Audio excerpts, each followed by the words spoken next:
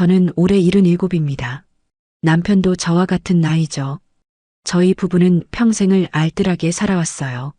젊은 시절부터 한 푼 두 푼 모아서 작은 아파트 하나 장만했고 예금도 3억 정도 모았습니다. 많은 돈은 아니지만 저희에게는 평생의 노력이 담긴 소중한 재산이었죠. 저희에게는 외동딸이 하나 있습니다. 딸아이가 태어났을 때의 기쁨은 지금도 생생해요.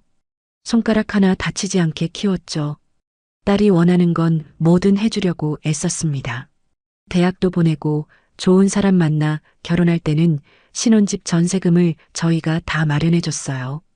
손주가 태어나고 나서는 교육비 명목으로 매달 50만 원씩 보냈습니다. 딸 부부는 둘 다 일반 회사를 다니는 맞벌이였어요. 경제적으로 딱히 어려워 보이진 않았지만 저희는 손주를 위해서라도 보태주고 싶었죠. 부모 마음이란 게 그렇잖아요. 자식이 조금이라도 더 편하게 살았으면 하는 게 부모 마음입니다. 그런데 언제부턴가 딸과의 연락이 뜸해지기 시작했어요. 처음엔 바빠서 그러려니 했습니다. 직장 생활하면서 아이 키우는 게 얼마나 힘든지 알죠. 그래도 가끔은 얼굴이라도 보고 싶어서 전화를 걸곤 했어요. 민주야, 엄마야. 요즘 잘 지내니? 엄마, 지금 회의 중이에요. 나중에 다시 전화할게요. 그렇게 말하고는 끊어버렸어요. 3분도 채 안 되는 통화였죠. 나중에 다시 전화한다더니 이틀이 지나서야 짧은 문자 한 통이 왔습니다. 미안하다는 말과 함께 바쁘다는 얘기만 적혀 있었어요.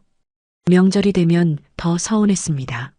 추석이나 설날 같은 큰 명절에도 민주는 친정엔 오지 않았어요. 항상 같은 핑계였죠. 엄마, 미안해요. 남편이 해외여행 예약해놨대요. 시댁에는 출발 전에 잠깐 들릴 거예요. 시댁에는 가면서 친정은 가지 않는다는 얘기였습니다. 명절 아침에 카카오톡으로 명절 잘 보내라는 짧은 메시지만 왔어요. 손주 사진 한 장 없이 말이죠.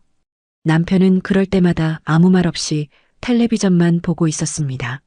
하지만 저는 알았어요. 남편도 저만큼이나 서운해하고 있다는 걸요. 그저 내색하지 않으려고 애쓰는 것뿐이었죠. 설날에도 민주는 오지 않았어요. 추석에도 오지 않았습니다. 손주 초등학교 입학식에도 저희는 초대받지 못했죠. 나중에 사진만 카톡으로 받았어요. 시댁 식구들은 다 와 있는 사진이었습니다. 전화를 걸어도 민주는 항상 바빴어요. 회의 중이거나 손님을 만나거나 아이 학원 데려다 주러 가는 중이거나 통화는 늘 5분을 넘기지 못했습니다. 저는 이해하려고 애썼어요. 젊은 사람들은 바쁘니까, 우리 때와는 다르니까 그렇게 스스로를 달랬죠. 올해 초에 일이 터졌습니다. 어느 날 새벽 갑자기 배가 너무 아파서 잠에서 깼어요. 처음엔 체한 줄 알았죠. 하지만 시간이 갈수록 통증이 심해졌습니다. 옆에서 자던 남편을 깨웠어요. 여보, 배가 너무 아파요. 남편이 화들짝 놀라며 일어났습니다. 제 얼굴을 보더니 안색이 변했대요. 남편은 119를 불렀죠. 10분쯤 지나 구급차가 왔습니다. 응급실로 실려갔어요. 의사 선생님이 검사를 하더니 심각한 표정을 지었습니다. 급성 맹장염입니다. 지금 당장 수술해야 합니다. 조금만 늦었으면 위험할 뻔했어요. 순식간에 수술실로 옮겨졌어요. 마취하기 전 남편의 얼굴이 보였습니다. 남편이 제 손을 꽉 잡고 있었죠. 괜찮을 거야. 걱정 마. 남편의 목소리가 떨리고 있었습니다. 저는 고개를 끄덕이고 눈을 감았어요. 수술은 2시간 정도 걸렸다고 합니다. 정신을 차렸을 때 남편이 옆에 앉아 있었어요. 남편의 눈이 빨갛게 충혈되어 있었죠. 수술 잘 끝났어요. 이제 괜찮대요. 남편이 말했습니다. 저는 남편의 손을 잡았어요. 남편의 손이 차갑게 식어 있었죠. 민주한테 연락했어요? 제가 물었습니다. 남편이 고개를 끄덕였어요. 응급실 들어가기 전에 전화했어. 뭐래요? 출장 중이래. 부산에 있다고. 남편의 목소리가 작았습니다. 저는 더 이상 묻지 않았어요. 수술 후 사흘이 지났습니다. 민주에게서 연락은 없었어요. 문병도 오지 않았죠. 출장 중이니 어쩔 수 없다고 생각했습니다. 하지만 가슴 한구석이 무너지는 것 같았어요. 병실 옆 침대 환자분은 자식들이 매일 왔어요. 아들, 딸, 손주들까지. 병실이 시끌벅적했습니다. 손주가 할머니 손을 잡고 그림책을 읽어주는 모습이 보였어요. 저는 그 모습을 보다가 창밖을 돌아봤습니다. 남편도 창밖만 바라보고 있었어요. 서로 눈이 마주치자 남편이 애써 웃었죠. 배고프지 않아요? 뭐 좀 사올까요? 아니요. 괜찮아요. 저희는 그렇게 서로를 위로했습니다. 나흘째 되는 날 민주에게서 전화가 왔어요. 오전 11시쯤이었죠. 엄마, 저예요. 몸은 좀 어때요? 응, 괜찮아. 수술 잘 끝났다면서요? 다행이에요. 응, 의사 선생님이 잘 됐대. 그럼 됐네요. 엄마, 저 지금 회사라 바빠서요. 나중에 다시 전화할게요. 민주는 그렇게 2분 만에 전화를 끊었습니다. 언제 퇴원하는지, 집에 바로 돌아갈 건지, 그런 건 묻지 않았어요. 저는 핸드폰을 내려놓고 천장을 바라봤습니다. 눈물이 날 것 같았지만 참았어요. 남편 앞에서 우는 모습을 보이고 싶지 않았죠. 일주일 만에 퇴원 날이 왔습니다. 퇴원 수속을 마치니 저녁 10시였어요. 저희는 지방에 살고 있어서 집까지 가려면 고속도로로 3시간은 걸립니다. 병원 로비에 서서 남편과 얘기했어요. 지금 출발하면 자정 넘어서 도착하겠네요. 그러게요. 피곤할 텐데. 문득 민주가 생각났습니다. 민주네 집이 이 병원에서 차로 10분 거리에 있었어요. 저희가 전세금 지원해 줄 때 직접 본 집이었죠. 남편과 눈이 마주쳤습니다. 남편도 같은 생각인 것 같았어요. 민주한테 전화해 볼까요? 제가 조심스럽게 물었습니다. 남편이 고개를 끄덕이고 민주에게 전화를 걸었어요. 민주야, 아빠야. 엄마 오늘 퇴원했는데 지금 시간이 너무 늦어가지고. 아, 네. 퇴원하셨구나. 우리 집까지 가려면 3시간 넘게 걸리는데 너희 집이 병원 근처라 그런데. 남편이 말을 흐렸습니다. 전화기 너머로 민주가 뭐라고 말하는 소리가 들렸어요. 하룻밤만 묵고 갈게. 괜찮겠니? 남편이 조심스럽게 물었습니다. 전화기 너머로 잠시 침묵이 흘렀어요. 민주가 누군가와 이야기하는 소리가 희미하게 들렸죠. 아마 사위와 상의하는 것 같았습니다. 아빠, 그게. 민주의 목소리가 망설이고 있었어요. 저는 남편 옆에 서서 전화기를 같이 들여다봤습니다. 집이 좀 좁아서요. 민주가 말했습니다. 제 가슴이 철렁 내려앉았어요. 좁다니요. 30평대 아파트인데요. 민주야, 하룻밤만 신세지면 된다. 좀 안 되겠니? 남편이 다시 말하려는데 사위의 목소리가 들렸습니다. 장인어른, 죄송한데요. 저희 집이 생각보다 좁아서 불편할 것 같아요. 사위가 정중하지만 단호하게 말했어요. 남편의 손이 떨리는 게 보였습니다. 아, 그래. 알았어. 우리 알아서 할게. 남편이 전화를 끊었습니다. 병원 로비 한가운데 서서 저희는 한동안 말이 없었어요. 오가는 사람들 사이에서 저희만 멈춰 선 것 같았죠. 여보. 제가 남편을 불렀습니다. 남편이 저를 봤어요. 남편의 눈가가 붉어져 있었죠. 모텔 찾아봐요. 제가 말했습니다. 핸드폰을 꺼내 근처 모텔을 검색했어요. 손이 떨려서 제대로 누르기가 힘들었습니다. 병원에서 5분 거리에 모텔이 하나 있었어요. 남편이 짐을 들고 주차장으로 향했습니다. 저는 뒤따라 걸어갔죠. 수술한 지 일주일밖에 안 돼서 걸을 때마다 배가 아팠어요. 하지만 내색하지 않았습니다. 차를 타고 모텔로 갔어요. 네온 사인이 깜빡이고 있었죠. 남편이 차를 세우고 내렸습니다. 저도 천천히 내렸어요. 프런트에서 체크인했습니다. 카운터 직원이 신분증을 확인하더니 방 열쇠를 건네줬어요. 2층 203호입니다. 편히 쉬세요. 직원이 말했습니다. 저희는 고개를 끄덕이고 엘리베이터를 탔어요. 좁은 엘리베이터 안에서 저희는 서로를 보지 못했습니다. 남편은 계속 층수 표시만 바라봤고 저는 바닥만 내려다봤죠. 2층에 도착해 복도를 걸었어요. 복도 끝에 203호가 있었습니다. 남편이 카드키로 문을 열었어요. 방은 깨끗했습니다. 하지만 모텔 특유의 냄새가 났어요. 형광등이 너무 밝았죠. 남편이 짐을 침대 옆에 내려놓았습니다. 저는 침대 끝에 앉았어요. 갑자기 온몸에 힘이 빠지는 것 같았습니다. 수술 후 처음 먼 길을 나선 거라 몸이 힘들었죠. 하지만 몸보다 마음이 더 아팠어요. 씻고 주무세요. 남편이 말했습니다. 저는 고개만 끄덕였어요. 일어서서 화장실로 갔죠. 화장실 문을 닫고 거울을 봤습니다. 수술 후라 얼굴이 많이 상해 있었어요. 눈 밑은 까맣게 그늘이 져 있었고 입술은 바짝 말라 있었죠. 샤워기를 틀었습니다. 따뜻한 물이 몸을 타고 흘러내렸어요.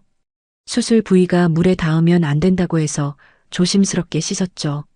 물소리에 묻혀서 눈물을 흘렸습니다. 소리 내지 않으려고 입을 손으로 막았어요. 가슴이 너무 아팠습니다. 집이 좁아서라니요. 불편할 것 같아서라니요. 저희가 민주에게 그렇게까지 불편한 존재였나요? 한참을 그렇게 서 있었습니다. 물이 식을 때까지 울었어요. 더 이상 눈물이 나오지 않을 때까지요. 씻고 나왔을 때 남편은 창가에 서 있었습니다. 밤거리를 내려다보고 있었어요. 저는 침대에 누웠죠. 씻고 오세요. 제가 말했습니다. 남편이 고개를 끄덕이고 화장실로 들어갔어요. 한참 뒤 물소리가 들렸습니다. 남편도 울고 있는 것 같았어요. 물소리 사이로 남편의 거친 숨소리가 들렸죠. 저는 천장을 바라봤습니다. 형광등 자국이 천장에 그대로 남아 있었어요. 얼마나 많은 사람들이 이 방을 거쳐갔을까요? 저희처럼 자식이 환영하지 않았던 사람도 있었을까요? 남편이 나왔습니다. 침대 반대편에 누웠어요. 불을 끄자 어둠이 방을 덮었죠. 창문으로 가로등 불빛이 희미하게 들어왔습니다. 여보, 남편이 불렀습니다. 저는 대답 대신 남편 쪽으로 몸을 돌렸어요. 우리가 뭘 잘못한 걸까? 남편의 목소리가 떨리고 있었습니다. 저는 남편의 손을 찾아 잡았어요. 남편의 손이 차갑게 식어 있었죠. 너무 많이 줘서 그런가? 아니면 너무 간섭 안 해서 그런가? 남편이 혼잣말처럼 중얼거렸습니다. 저는 아무 말도 할 수 없었어요. 당신 잘못 없어요. 겨우 그 말만 할 수 있었습니다. 남편이 제 손을 꽉 쥐었어요. 내가 딸을 잘못 키운 것 같아. 남편이 말했습니다. 저는 고개를 저었어요. 아니에요. 우리가 잘못한 게 아니에요. 하지만 제 목소리에도 확신이 없었습니다. 정말 저희 잘못이 아닐까요? 남편이 몸을 돌려 저를 안았습니다. 어둠 속에서 남편의 어깨가 떨리는 게 느껴졌어요. 남편이 울고 있었죠. 결혼한 지 50년이 넘었지만 남편이 우는 걸 본 건 손에 꼽을 정도였습니다. 저도 남편을 꽉 안았어요. 서로 부둥켜 안은 채 소리 없이 울었죠. 밤은 깊어갔습니다. 밖에서는 차 지나가는 소리가 들렸어요. 모텔 복도에서는 누군가 문 여닫는 소리가 났죠. 미안해요. 남편이 말했습니다. 저는 고개를 저었어요. 당신이 미안할 게 뭐가 있어요. 내가 남편으로서, 아버지로서 제대로 못한 것 같아서. 남편의 목소리가 끊어졌습니다. 저는 남편의 등을 토닥였어요. 아니에요. 당신은 최선을 다했어요. 하지만 위로가 되지 않았습니다. 저 자신도 위로받지 못하는데 남편을 어떻게 위로할 수 있겠어요. 밤은 길었습니다. 잠이 오지 않았어요. 남편의 숨소리가 규칙적으로 들렸습니다. 잠든 것 같았죠. 저는 조용히 일어나 화장실로 갔어요. 거울을 또 봤습니다. 눈이 퉁퉁 부어 있었어요. 문틈으로 남편을 봤습니다. 남편이 침대 끝에 앉아 있었어요. 잠들지 않았던 거죠. 고개를 숙이고 손으로 얼굴을 감싸고 있었습니다. 남편의 어깨가 들썩거렸어요. 남편도 또 울고 있었습니다. 소리 내지 않으려고 애쓰는 게 보였죠. 저는 화장실에서 나가지 못했습니다. 남편에게 들키고 싶지 않았어요. 남편도 저한테 들키고 싶지 않아서 참고 있는 거였죠. 한참을 그렇게 서 있었습니다. 남편이 다시 침대에 누웠어요. 저도 조용히 나가서 누웠습니다. 서로 모른 척 했어요. 새벽이 되어서야 잠이 들었습니다. 얼마나 잤을까요? 아침 햇살에 눈을 떴어요. 남편도 깨어 있었습니다. 눈이 충혈되어 있었어요. 저도 마찬가지였죠. 좀 주무셨어요?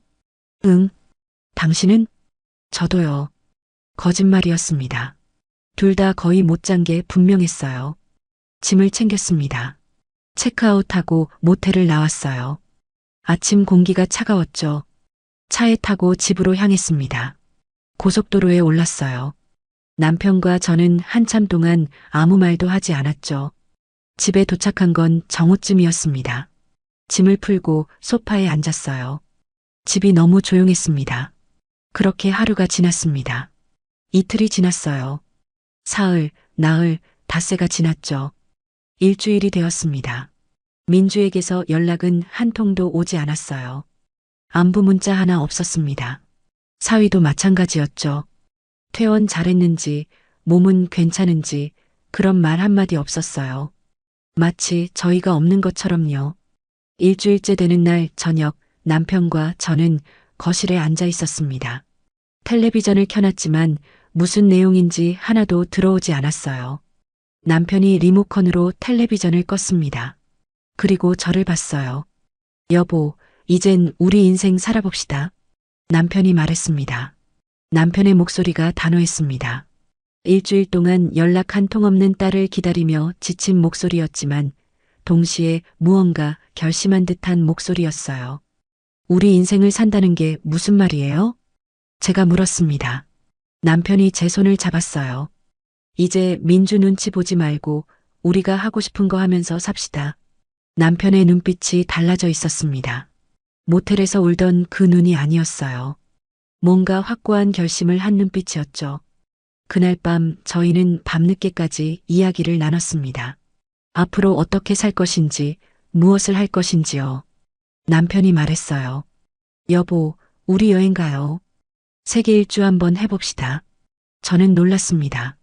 남편은 평생 알뜰하게 살아온 사람이었어요. 여행이라고 해봤자 국내 온천 여행이 전부였죠. 세계 일주요? 그게 얼마나 비싼데요? 그래도 우리 돈인데 언제 이렇게 한번 써보겠어요?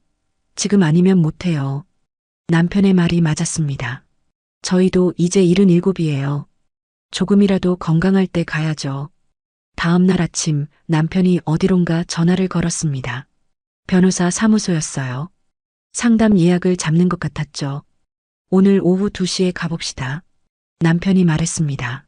저는 고개를 끄덕였어요. 오후가 되어 변호사 사무소로 갔습니다. 깔끔한 사무실이었어요. 젊은 변호사가 저희를 맞이했죠. 어떻게 오셨습니까? 재산 정리를 하고 싶어서요. 남편이 말했습니다. 변호사가 고개를 끄덕이며 노트북을 켰어요. 현재 보유하신 재산이 어떻게 되시나요? 아파트 하나하고 예금 3억 정도 있습니다. 자녀분은요? 딸 하나 있습니다. 변호사가 뭔가를 적더니 물었어요. 상속 계획은 어떻게 생각하고 계시나요? 남편이 저를 봤습니다. 저도 남편을 봤어요. 남편이 말했죠. 상속 유언장이 있는데 전부 폐기하고 싶습니다. 변호사의 눈이 조금 커졌습니다. 하지만 곧 평정을 되찾고 말했어요. 알겠습니다. 기존 유언장 폐기 절차 진행하겠습니다. 저희는 1시간 정도 상담을 받았습니다. 아파트를 매물로 내놓는 것, 예금을 정리하는 것, 그런 것들을요. 사무실을 나오면서 남편이 말했어요. 이제 시작이에요. 그날부터 남편은 부지런히 움직였습니다. 부동산에 가서 아파트를 매물로 내놨어요. 생각보다 빨리 매수자가 나타났죠. 조건이 좋네요. 한 달 안에 계약 가능할 것 같습니다. 부동산 중개인이 말했습니다. 남편이 고개를 끄덕였어요.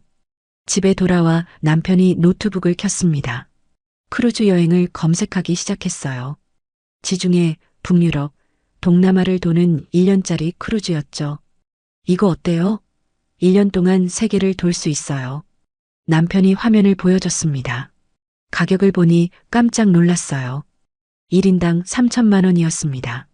너무 비싼 거 아니에요? 괜찮아요. 우리도 눈치 보지 않고 누려볼 때가 됐어요. 남편이 웃으며 말했습니다. 저도 웃음이 나왔어요. 평생 처음 보는 남편의 모습이었죠. 남편이 예약 버튼을 눌렀습니다. 결제가 완료되었어요. 6천만 원이 한 번에 나갔죠. 예약 완료됐어요. 2달 뒤 출발입니다. 남편이 말했습니다. 저는 가슴이 두근거렸어요. 설레기도 하고 두렵기도 했죠. 그날 저녁 저는 민주에게 전화를 걸었습니다. 일주일 만에 거는 전화였어요. 한참 뒤에 민주가 받았죠. 엄마, 왜요? 민주의 목소리가 귀찮다는 듯 했습니다. 저는 가슴이 아팠지만 담담하게 말했어요. 민주야, 엄마 아빠 여행 좀 다녀올게. 여행요? 어디요? 세계 일주. 크루즈 타고 1년 동안. 전화기 너머로 민주가 놀라는 소리가 들렸습니다. 1년이요? 무슨 돈으로 그런 여행을 해요? 민주의 목소리가 날카로워졌어요. 저는 침착하게 대답했죠. 우리 돈으로 하지. 평생 모은 돈 있잖아. 엄마, 그 돈 함부로 쓰면 안 돼요. 나이 들어 아프면 어쩌려고 그래요? 민주가 소리를 높였습니다. 저는 씁쓸하게 웃었어요. 걱정 마. 우리가 알아서 할게. 엄마, 지금 정신이 있으세요? 그 돈이면. 저는 민주의 말을 끊었습니다. 그 돈이면 뭐? 너한테 물려줘야 하는 돈이야? 전화기 너머가 조용해졌어요. 민주가 할 말이 없는 것 같았죠. 엄마는 이제 엄마 인생 살 거야. 그럼 이만 끊을게. 전화를 끊었습니다. 손이 떨렸어요. 하지만 후회는 없었죠. 한 달이 지났습니다. 아파트 매매 계약이 체결됐어요. 잔금은 한 달 뒤에 받기로 했죠. 그날 저녁 집 초인종이 울렸습니다. 문을 열어보니 민주와 사위가 서 있었어요. 민주의 얼굴이 굳어 있었죠. 엄마, 아빠. 민주가 집 안으로 들어왔습니다. 사위도 따라 들어왔어요. 앉아라. 남편이 말했습니다. 민주와 사위가 소파에 앉았어요. 아빠, 집 팔았다면서요? 민주가 따지듯 물었습니다. 남편이 고개를 끄덕였어요. 그래. 팔았어. 왜 상의도 안 하고 그런 일을 해요? 민주가 소리를 질렀습니다. 저는 차분하게 말했어요. 상의할 일이 아니야. 우리 집인데. 하지만 나중에 저한테 물려줄 집이잖아요. 민주의 본심이 나왔습니다. 결국 재산 얘기였어요. 너한테 물려줄 생각 없어. 이제 우리 인생 살 거야. 남편이 단호하게 말했습니다. 사위가 끼어들었어요. 장인어른, 그래도 이건 너무하시는 거 아닙니까? 뭐가 너무하다는 건가? 제가 물었습니다. 사위가 당황하며 말을 더듬었어요. 그러니까 갑자기 이러시면. 갑자기라니. 우리 평생 모은 돈인데 우리 마음대로 쓰는 게 이상하나? 저는 더 이상 참을 수 없었습니다. 그동안 쌓였던 서운함이 한꺼번에 터져나왔어요. 다음 날부터 민주와 사위의 전화가 계속 왔습니다. 하지만 저희는 받지 않았어요. 크루즈 출발 전날 민주가 다시 찾아왔습니다. 이번엔 눈물을 흘리며 매달렸어요. 엄마, 아빠, 제발 다시 생각해봐요. 민주가 울먹였습니다. 하지만 저는 마음이 움직이지 않았어요. 나중에 요양원 비용은 누가 대요? 병원비는요? 민주가 물었습니다. 그 말을 듣는 순간 마지막 미련까지 사라졌어요. 결국 민주가 걱정하는 건 저희가 아니었습니다. 나중에 자기가 돈 쓸까봐 걱정하는 거였죠. 걱정 마. 우리가 알아서 할 테니까. 남편이 말했습니다. 민주는 울면서 나갔어요. 다음 날 아침 저희는 인천항으로 향했습니다. 큰 크루즈선이 보였어요. 저희 인생의 새로운 시작이었죠. 승선수속을 마치고 배에 올랐습니다. 갑판에서 바다를 바라봤어요. 드디어 자유로워진 기분이었습니다. 여보, 후회 안 해요? 제가 물었습니다. 남편이 웃으며 말했어요. 전혀요. 이제 우리 인생이에요. 배가 출항했습니다. 육지가 점점 멀어졌어요. 저는 남편의 손을 꼭 잡았습니다. 배가 천천히 항구를 벗어나기 시작했습니다. 바람이 머리카락을 흩날렸어요. 남편과 저는 갑판 난간에 기대어 멀어지는 땅을 바라봤죠. 객실로 들어갔습니다. 생각보다 넓고 깨끗했어요. 창문으로 바다가 보였죠. 짐을 풀면서 남편이 말했어요. 이제 진짜 시작이네요. 그러게요. 설레요. 저는 웃으며 대답했습니다. 오랜만에 느껴보는 설렘이었어요. 첫날 저녁 식사는 선내 레스토랑에서 했습니다. 다른 승객들도 많이 보였어요. 대부분 저희와 비슷한 나이대였죠. 식사를 마치고 객실로 돌아와 침대에 누웠습니다. 배가 흔들리는 게 느껴졌어요. 기분이 이상했죠. 불안하면서도 자유로웠습니다. 사흘째 되던 날 핸드폰이 울렸습니다. 민주였어요. 저는 핸드폰을 남편에게 보여줬죠. 받을까요? 나중에 하세요. 남편이 말했습니다. 저는 전화를 받지 않았어요. 하지만 민주의 전화는 계속 왔습니다. 하루에 서너 번씩이요. 문자도 수십 통 왔어요. 엄마, 전화 좀 받아요. 아빠, 진짜 그 돈 다 쓰실 거예요? 제발 다시 생각해봐요. 저는 문자를 읽고 지워버렸습니다. 남편도 사위에게서 똑같은 연락을 받고 있었어요. 일주일이 지났을 때였습니다. 아파트 잔금이 들어왔어요. 통장을 확인하니 거액이 입금되어 있었죠. 그날 저녁 민주에게서 또 전화가 왔습니다. 이번엔 받았어요. 엄마, 민주의 목소리가 다급했습니다. 왜 그러니? 아파트 잔금 들어왔다면서요? 그래, 들어왔어. 엄마, 그 돈 어떻게 하실 거예요? 민주가 물었습니다. 목소리가 떨리고 있었어요. 우리 쓸 거야. 여행하면서. 엄마, 그게 얼마인데요? 그냥 은행에 넣어두세요. 민주가 소리를 질렀습니다. 저는 한숨을 쉬었어요. 민주야, 이제 그만해라. 엄마는 엄마 인생 살 거야. 전화를 끊었습니다. 가슴이 답답했어요. 이틀 뒤 정말 민주와 사위가 크루즈가 정박한 항구까지 찾아왔습니다. 부산항이었어요. 저희가 잠시하선에서 시내 구경을 하려던 참이었죠. 엄마, 아빠, 멀리서 민주가 뛰어오는 게 보였습니다. 사위도 뒤따라오고 있었어요. 왜 여기까지 왔어? 남편이 물었습니다. 민주가 숨을 헐떡이며 말했어요. 엄마, 아빠, 제발요. 다시 한 번만 생각해봐요. 뭘 다시 생각해? 이 여행이요. 너무 비싼 거 아니에요? 그냥 내리셔서 집으로 가요. 민주가 제 팔을 잡았습니다. 저는 민주의 손을 떼어냈어요. 민주야, 엄마는 이미 결정했어. 아빠도요? 민주가 남편을 봤습니다. 남편이 고개를 끄덕였어요. 그래, 나도 마찬가지야. 사위가 앞으로 나섰습니다. 장인어른, 장모님, 저희가 잘못했습니다. 그러니까 제발, 자네 대체 뭘 잘못다는 건가? 제가 물었습니다. 사위가 말을 더듬었어요. 그러니까 병원에서 못 모시게 해서 그것만? 남편이 물었습니다. 사위가 대답하지 못했어요. 민주가 울기 시작했습니다. 엄마, 저 정말 반성해요. 그러니까 집 다시 사요. 그 돈으로. 집은 이미 팔렸어. 새 주인이 들어갔어. 그럼 다른 집이라도요. 민주가 매달렸습니다. 저는 고개를 저었어요. 민주야, 왜 상의도 안 하고 집을 팔았냐고 그랬지? 네. 왜 상의해야 해? 우리 집인데. 민주가 할 말이 없는 듯 입을 다물었습니다. 나중에 요양원 비용은 누가 되냐고 물었지? 제가 말을 이었습니다. 민주의 얼굴이 창백해졌어요. 그 말 듣는 순간 알았어. 내가 걱정하는 건 우리가 아니라 돈이라는 걸. 엄마, 그게 아니라. 아니면 뭐야? 엄마 아빠가 돈 다 쓰면 나중에 내가 부양해야 하니까 걱정되는 거 아니야? 저는 더 이상 참을 수 없었습니다. 쌓였던 말들이 터져 나왔어요. 엄마가 수술하고 퇴원할 때 하룻밤 재워달라고 했을 때 뭐라고 했어? 집이 좁다고 했지. 30평 아파트가 좁다고. 민주가 고개를 숙였습니다. 엄마가 응급실에 실려갔을 때 너 뭐 했어?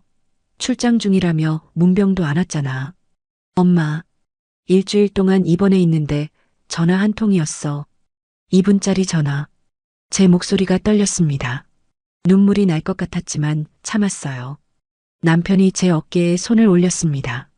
그리고 민주를 봤어요. 민주야, 이제 우리 인생이야. 너도 내 인생 살아라. 아빠, 우리가 너한테 많이 해줬어. 이제는 우리가 우리 자신한테 해줄 차례야. 남편의 목소리가 단호했습니다. 사위가 다시 입을 열었어요. 장인어른, 그래도 이건 너무하십니다. 나중에 정말 아프시면 어떡하시려고요? 그건 우리가 알아서 할 일이라네. 저는 차갑게 대답했습니다. 하지만 그만하게나. 이제 배 타야 해. 남편이 말했습니다. 저희는 돌아서서 크루즈 쪽으로 걸어갔어요. 엄마, 아빠, 뒤에서 민주가 부르는 소리가 들렸습니다. 하지만 돌아보지 않았어요. 승선수속을 하고 배에 올랐습니다. 갑판에서 내려다보니 민주와 사위가 서 있었어요. 민주가 손을 흔들고 있었죠. 저는 손을 흔들어주지 않았습니다. 그냥 돌아서서 객실로 갔어요. 객실에 들어와 침대에 앉았습니다. 가슴이 답답했어요.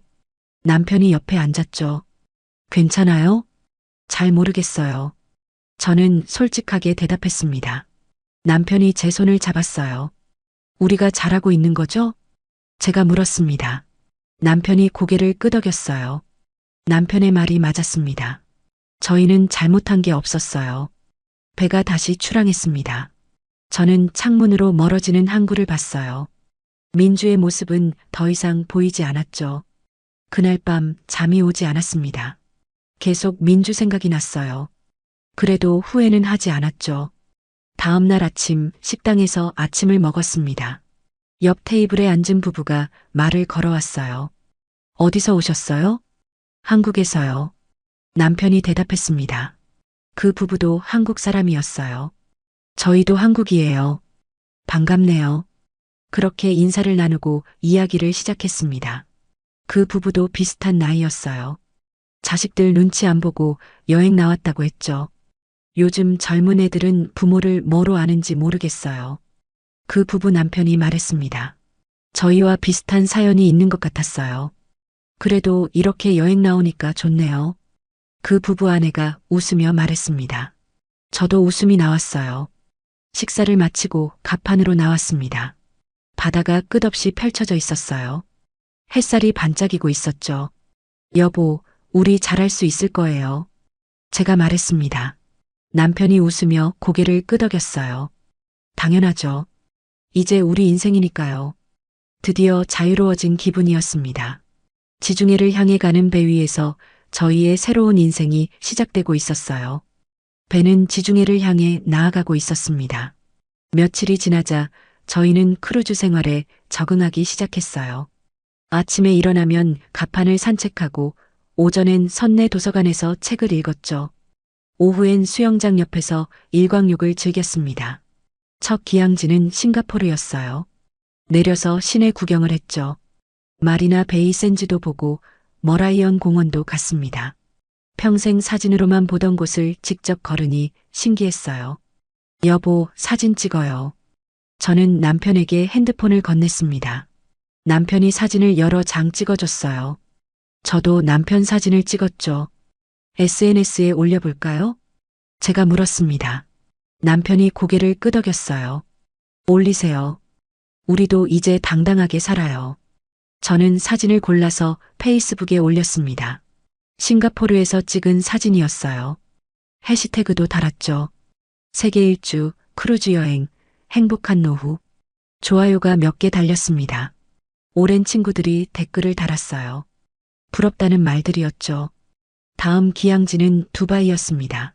버즈 칼리파도 보고 금시장도 구경했어요. 남편이 저한테 금팔찌를 하나 사줬습니다. 이거 비싼 거 아니에요? 괜찮아요. 평생 고생한 당신한테 선물하고 싶어요. 남편의 말에 가슴이 따뜻해졌습니다. 결혼한 지 50년이 넘었지만 이렇게 선물을 받은 건 오랜만이었어요. 크루즈로 돌아와 저녁을 먹었습니다. 식당에서 아침에 만났던 그 부부를 다시 만났어요. 오늘 어디 다녀오셨어요? 금시장 다녀왔어요. 거기서 이거 샀어요. 저는 금팔찌를 보여줬습니다. 그 부부 아내가 예쁘다고 했어요. 그렇게 저희는 그 부부와 친해졌습니다. 식사 때마다 같은 테이블에 앉았어요. 이야기를 나누다 보니 정말 비슷한 처지였죠. 자식들한테 서운한 일이 많았던 부부였습니다. 한 달이 지났습니다. 저희는 이탈리아 베네치아에 도착했어요. 곤돌라를 타고 운하를 구경했죠. 낭만적이었습니다. 여보, 젊었을 때 이런 데 왔으면 좋았을 텐데. 제가 말했습니다. 남편이 웃었어요. 지금도 늦지 않았어요. 우리 아직 젊어요. 남편이 제 손을 잡았습니다. 저는 남편을 보며 웃었어요. 산마르코 광장에서 사진을 찍었습니다. 그 사진도 SNS에 올렸어요. 이번에도 좋아요가 많이 달렸죠. 2달째 스페인 바르셀로나에 도착했습니다. 사그라다 파밀리아 성당을 봤어요. 정말 웅장했죠. 구엘 공원도 갔습니다. 형형색색의 타일이 아름다웠어요. 매일 사진을 찍어서 SNS에 올렸습니다. 저희의 행복한 모습을요. 민주도 보고 있을 거라 생각했어요. 하지만 신경 쓰지 않았죠. 3달째가 되었습니다. 노르웨이 피오르드를 지나고 있었어요. 갑판에 서서 절벽과 폭포를 바라봤죠. 정말 장관이었습니다. 그날 저녁 객실로 돌아왔을 때 영상 통화가 왔습니다. 민주였어요. 저는 남편을 봤죠. 받을까요? 받아보세요. 남편이 말했습니다. 저는 통화 버튼을 눌렀어요. 화면에 민주의 얼굴이 나타났습니다. 웃고 있었어요. 엄마, 잘 지내세요? 민주의 목소리가 다정했습니다. 너무 다정해서 오히려 이상했어요. 응, 잘 지내. SNS 사진 봤어요. 진짜 예쁘더라. 엄마 아빠 행복해 보여서 좋아요. 민주가 말했습니다. 저는 의아했어요. 부산항에서 만났을 때와는 완전히 다른 태도였죠. 그래, 고마워. 엄마 아빠도 계세요? 응, 여기 있어. 남편이 화면에 나타났습니다. 아빠 건강하시죠? 그래, 건강해. 저 요즘 엄마 아빠 많이 보고 싶어요. 민주가 말했습니다. 눈가가 촉촉해 보였어요. 그래, 우리도. 제가 대답했습니다. 하지만 마음속으로는 의심이 들었어요. 갑자기 왜 이러는 걸까요? 엄마, 여행 재밌으세요? 응, 재밌어. 다행이다. 엄마 아빠 행복하시면 저도 좋아요. 민주가 웃으며 말했습니다. 통화는 10분 정도 이어졌어요. 민주는 계속 다정했습니다. 통화를 끊고 남편과 마주 봤어요. 이상하지 않아요? 제가 물었습니다. 남편도 고개를 끄덕였어요. 그러게요. 갑자기 저렇게 나오니까 오히려 불편하네요. 저희는 별로 기분이 좋지 않았습니다. 진심인지 아닌지 알 수 없었어요. 일주일 뒤 또 민주에게서 영상 통화가 왔습니다. 이번에도 다정했어요. 손주도 화면에 보여줬죠. 할머니, 할아버지. 손주가 손을 흔들었습니다. 귀여웠어요. 보고 싶었죠? 우리 손주 잘 지냈어? 네. 할머니 보고 싶었어요. 손주의 말에 가슴이 뭉클했습니다. 하지만 민주의 의도가 뭔지 알 수 없어서 불편했어요. 그날 밤 저는 잠이 오지 않았습니다. 계속 민주 생각이 났어요. 정말 반성하고 있는 걸까요? 아니면 다른 이유가 있는 걸까요? 나흘 뒤였습니다. 저희는 프랑스 니스에 있었어요. 해변을 산책하고 있었죠. 남편의 핸드폰이 울렸습니다. 사위였어요. 남편이 받았습니다. 여보세요. 남편이 전화를 받더니 갑자기 얼굴이 굳어졌어요. 뭔가 심각한 얘기를 듣고 있는 것 같았죠. 잠시 후 남편이 전화를 끊었습니다. 저를 봤어요. 무슨 일이에요? 사위가 실수로 통화를 끊지 않았나 봐요. 민주랑 하는 얘기가 다 들렸어요. 무슨 얘기요? 돈 다 쓰면 우리가 모셔야 되잖아. 그러니까 잘해야 한다고 하네요.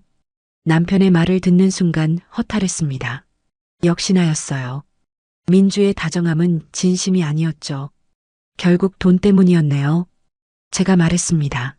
남편이 쓴웃음을 지었어요. 그러게요.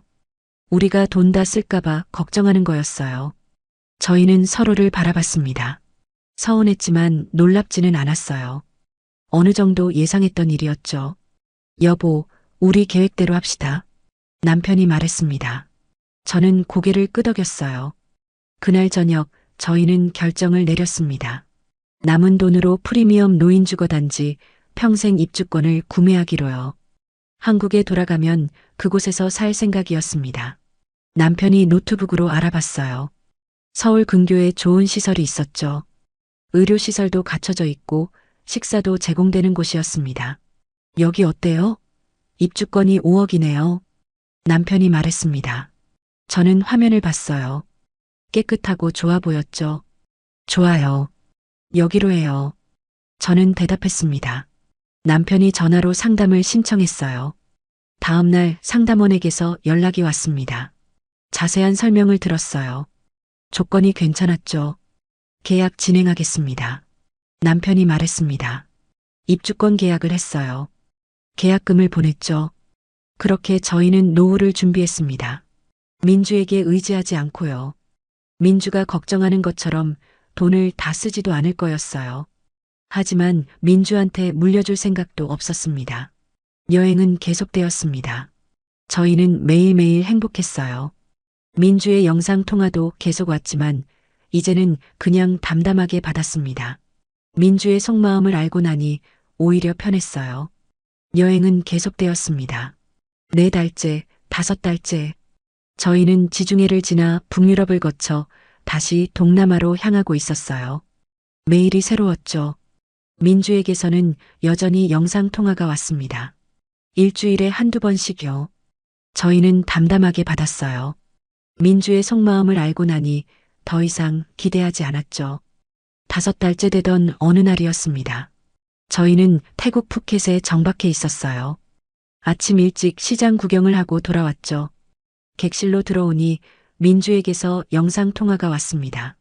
평소보다 이른 시간이었어요. 한국 시간으로는 새벽이었을 텐데요. 받아볼까요? 제가 남편에게 물었습니다. 남편이 고개를 끄덕였어요. 화면을 켰습니다. 민주의 얼굴이 나타났어요. 눈이 퉁퉁 부어 있었죠. 울었던 것 같았습니다. 엄마. 민주의 목소리가 떨리고 있었습니다. 평소와 달랐어요. 왜 그래? 무슨 일 있어? 제가 물었습니다. 민주가 한참 동안 말을 하지 못했어요. 그냥 울기만 했죠. 민주야, 말 좀 해봐. 남편이 걱정스럽게 물었습니다. 민주가 눈물을 닦더니 입을 열었어요. 엄마, 아빠, 제가 정말 잘못했어요. 민주의 목소리에 진심이 느껴졌습니다. 이전과는 달랐어요. 뭐가 잘못했는데? 모든 게요. 엄마한테, 아빠한테 너무 못했어요. 민주가 다시 울기 시작했습니다. 소리내어 우는 모습이 화면에 보였어요. 오늘 친구를 만났어요. 그 친구 부모님이 돌아가셨대요. 갑자기 사고로요. 민주가 말을 이어갔습니다. 그 친구가 그러더라고요. 부모님한테 잘할 걸 그랬다고, 후회된다고. 저는 말없이 화면을 봤습니다. 민주가 계속 말했어요. 그 얘기 듣고 집에 오는데 갑자기 엄마 생각이 나는 거예요.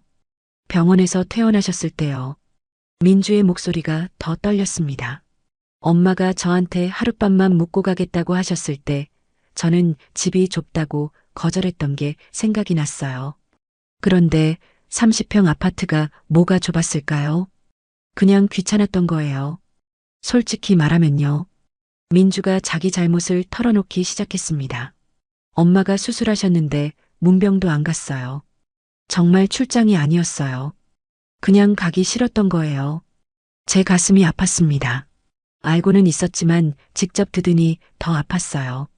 명절에도 시댁만 가고 친정은 안 갔어요. 해외여행은 핑계였어요. 대체 왜 그랬어? 남편이 물었습니다. 민주가 고개를 떨어뜨렸어요. 바빴고, 귀찮았고, 그리고 솔직히 엄마 아빠가 부담스러웠어요. 우리가 뭘 부담스럽게 했는데? 아니요. 엄마 아빠가 뭘 하신 게 아니라 제가 그냥 자식 노릇이 싫었던 거예요. 민주가 솔직하게 말했습니다. 그리고 매달 50만 원 보내주셨잖아요. 그거 받으면서도 고맙다는 생각보다 당연하다고 생각했어요. 결혼할 때 전세금도 다 내주셨는데 저는 그게 당연한 줄 알았어요. 부모니까 당연히 해줘야 한다고 생각했죠.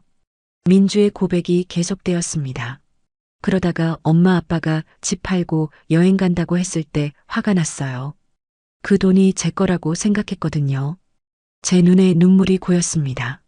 하지만 참았어요. 퇴원 후 모텔 보냈던 일 평생 후회할 거예요. 정말 죄송해요. 민주가 고개를 숙이며 말했습니다. 엄마가 얼마나 서러우셨을까요? 수술하고 퇴원하는 날인데 딸네 집 근처 모텔에서 주무셨잖아요. 민주가 목이 메었습니다.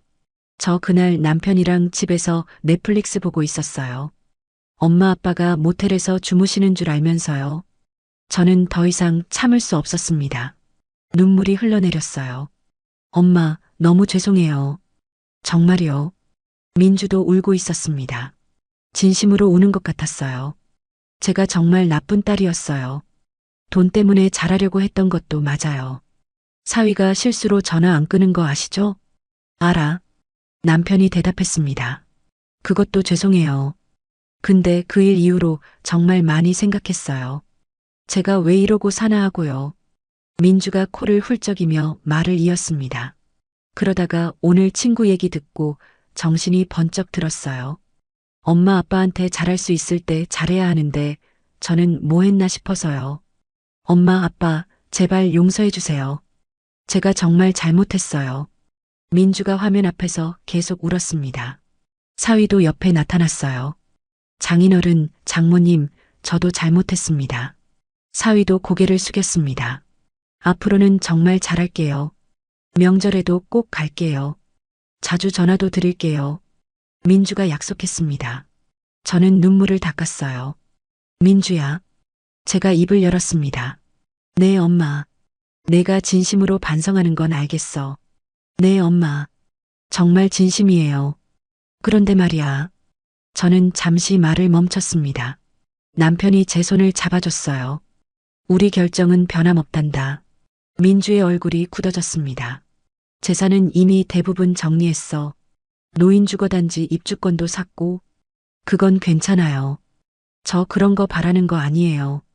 민주가 급히 말했습니다. 알아. 내가 이제 진심이라는 거. 엄마도 알아. 제가 말했습니다. 그럼요. 그래도 우리 결정은 바꿀 수 없어. 미안해. 남편이 말을 이었습니다. 너한테 남을 상속 재산은 2천만 원 정도야. 많지 않지. 아빠, 그런 거 상관없어요. 저 정말 그런 거 바라고. 알아. 근데 이건 우리가 정한 거야. 저는 단호하게 말했습니다. 민주야, 너 이해해 줄 수 있지? 민주가 한참 동안 말이 없었습니다. 그러다 고개를 끄덕였어요. 네, 엄마. 이해해요. 제가 잘못했으니까요. 고마워. 대신에 앞으로 제대로 효도할게요. 돈으로 하는 게 아니라 진짜로요. 민주가 말했습니다. 자주 연락드릴게요. 한 달에 한 번은 꼭 찾아뵐게요. 그래. 그렇게 해줘. 저는 웃으며 대답했습니다. 통화를 끝냈습니다. 저는 침대에 앉았어요. 가슴이 복잡했죠. 그래도 마음이 조금 풀렸어요. 제가 말했습니다. 남편이 웃었어요. 저도요. 민주가 진심으로 반성하니까 다행이에요. 저는 창밖을 봤습니다. 푸켓의 바다가 반짝이고 있었어요.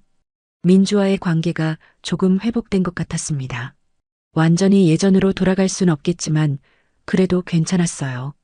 저희는 저희 인생을 살 테니까요. 그날 저녁 크루즈 선내 레스토랑에서 식사를 했습니다. 친해진 부부들과 함께요. 오늘 기분 좋아 보이시네요. 한 분이 말했습니다. 저는 웃으며 대답했어요. 딸이 진심으로 반성하더라고요. 오, 잘 됐네요. 그래도 우리 결정은 안 바꿨어요. 재산은 우리가 쓸 거예요. 남편이 말했습니다. 다들 고개를 끄덕였어요. 잘하셨어요. 자식들한테 끌려다니면 안 되죠. 저희는 와인잔을 들었습니다. 건배를 했어요. 우리 인생을 위하여. 모두가 함께 외쳤습니다. 저는 행복했어요. 진짜 행복이었죠. 민주와의 통화 이후 마음이 한결 가벼워졌습니다. 완전히 예전으로 돌아간 건 아니었지만 그래도 괜찮았어요. 저희는 저희 길을 가고 있었으니까요. 6달째, 7달째가 지나갔습니다. 저희는 동남아를 돌며 계속 여행했어요. 베트남, 캄보디아, 필리핀. 매일이 새로웠죠. 민주에게서는 일주일에 한 번씩 전화가 왔습니다. 예전처럼 다정하게 구는 건 아니었어요. 그냥 담담하게 안부를 묻고 저희 이야기를 들어줬죠. 그 정도면 충분했습니다. 엄마, 오늘은 어디세요? 필리핀 마닐라야. 날씨 좋아요? 응, 좋아. 짧은 대화였지만 억지스럽지 않았습니다. 서로 편안했어요. 8달째, 저희는 다시 지중해로 향했습니다. 그리스 산토리니에 도착했어요. 새하얀 건물들과 푸른 바다가 정말 아름다웠죠. 여보, 여기서 사진 찍어요.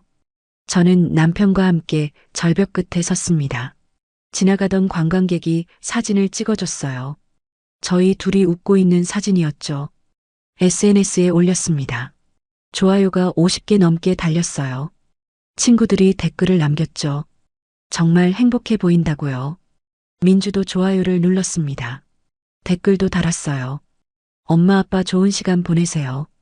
저는 그 댓글을 보며 웃었습니다. 예전 같았으면 눈물이 났을 텐데 이제는 그냥 담담했어요. 9달째가 되었습니다. 저희는 이탈리아 로마에 있었어요. 콜로세움을 보고 트레비 분수에 동전을 던졌죠. 남편이 제 손을 잡고 말했어요. 여보, 여기 또 오고 싶어요? 언제요? 나중에. 우리 더 늙기 전에. 남편의 말에 웃음이 났습니다. 우리 벌써 충분히 늙었어요. 그래도 아직 건강하잖아요. 한 번 더 올 수 있어요.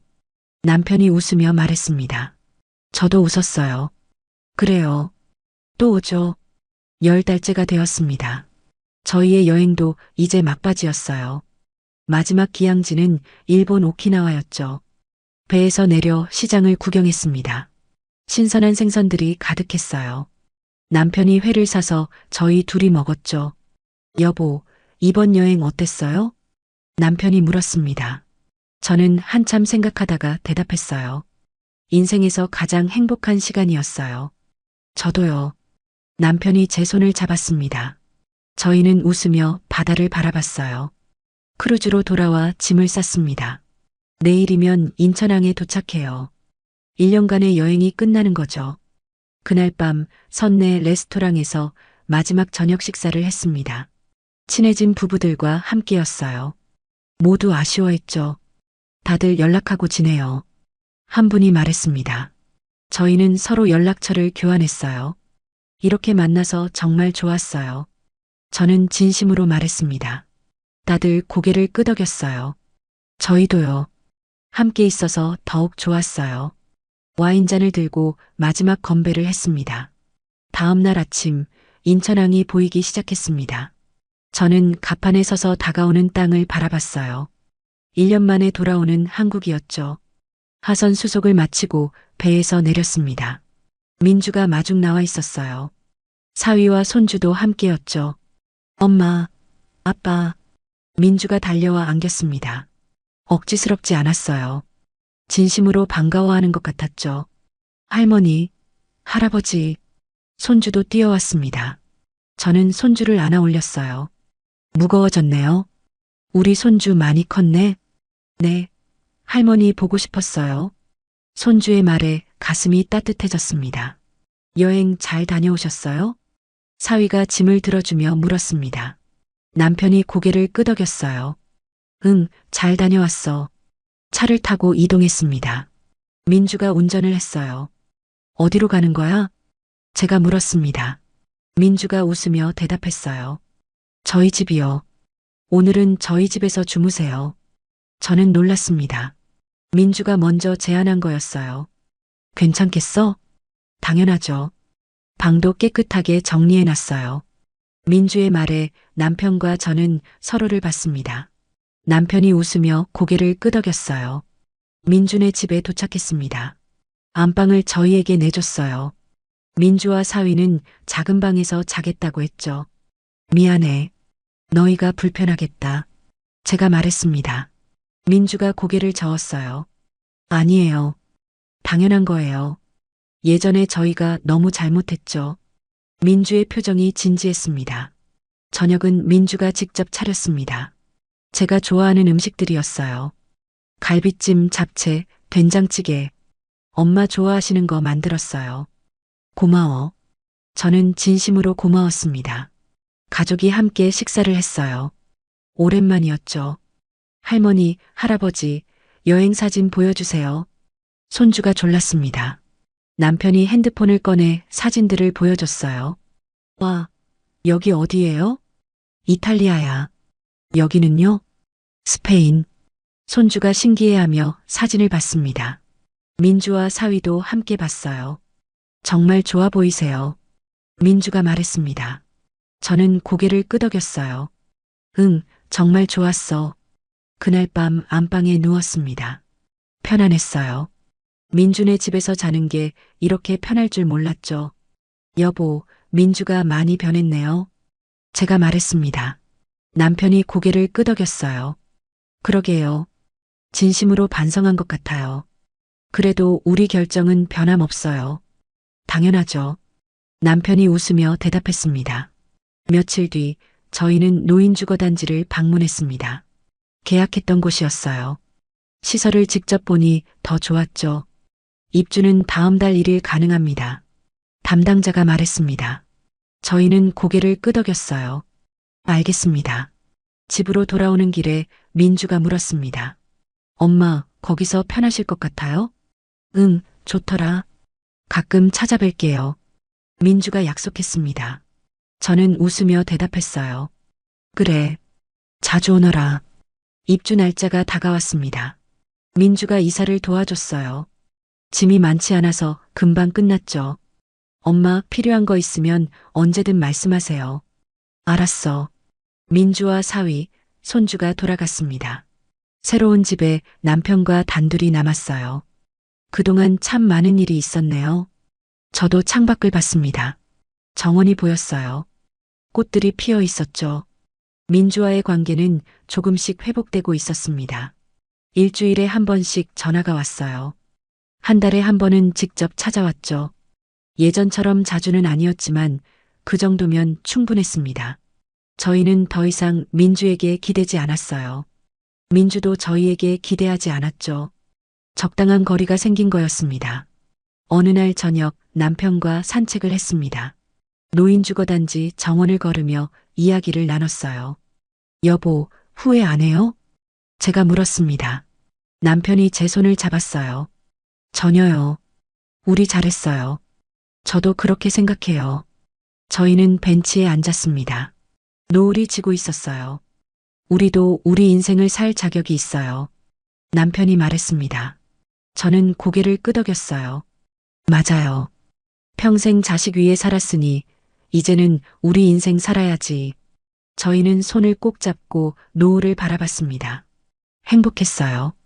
진짜 행복이었죠. 인생의 마지막 장을 스스로 선택한 저희 부부는 오늘도 행복하게 웃고 있습니다. 자식을 위한 삶이 아니라 저희 자신을 위한 삶을요. 그리고 그것으로 충분했습니다.